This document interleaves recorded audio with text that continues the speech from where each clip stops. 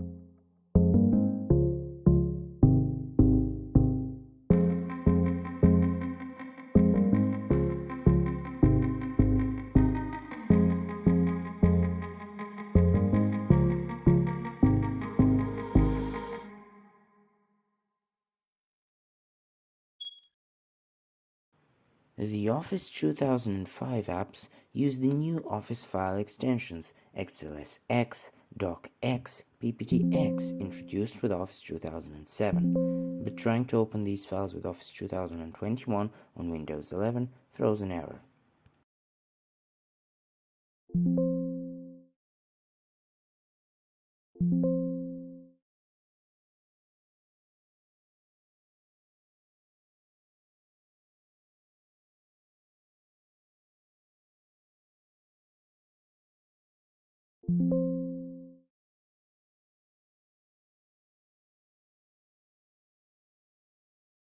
Thanks a ton for watching this video. I hope it was entertaining.